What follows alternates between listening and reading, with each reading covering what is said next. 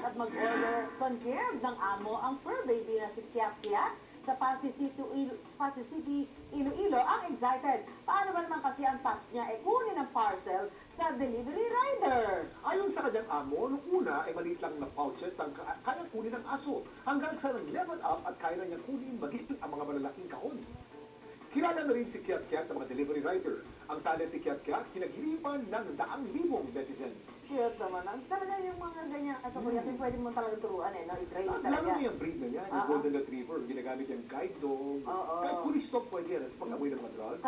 Napakatatalinong aso yung mga yan. Kaya naman siya, ayan, talagang nauutusan na ng kanyang amo. At yan ang trabaho niya, to retrieve. Retrieve. Kaya pala Golden Retriever. Now I know. Okay.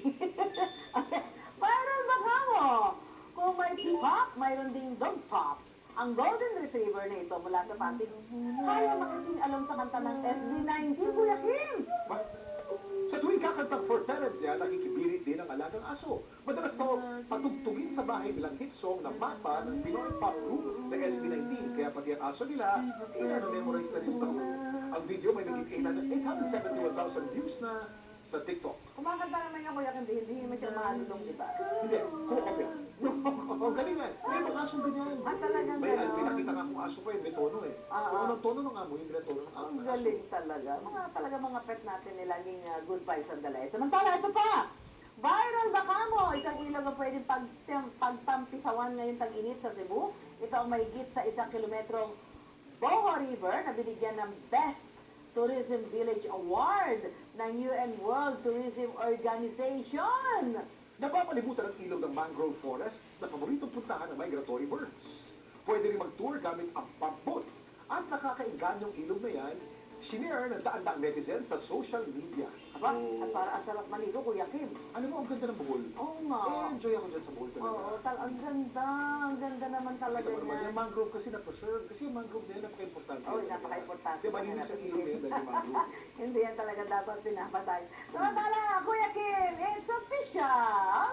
Na ano, natag-init na, Susan? No, well, yes, Kuya Kim, pero may isa pang officially na talaga. Makakasama na natin at magiging dapat alam mo segment host. Nagbabalik! Hailey Dizon at Mix Almendras. Hi, guys! Uy, hello! Long time no see. And now, officially. At ito ha, from the mystery hosts to legit segment hosts. Again guys, congratulations. Congratulations sa inyo. Ang tanong, ready na ba kayo mag-share ng iba't ibang kwentong chill at pampagood vibes? Siyempre, Kuya Kim, gamit. Yan lang ngayong summer, Kuya Kim, excited yung mga pwede namin kwento na Ready, summer ready. segments, di ba? Ay, talaga. Yan. Exciting! Exciting! More of Hailey and Mig sa dapat alam mo, kaya palagi silang abangan. Ito na mga balita, kwento at pampagood vibes na dapat. Alam Alam mo! mo! Lunes Santo, produktong petrolyo may nakaambang malakihang pagsipa sa presyo.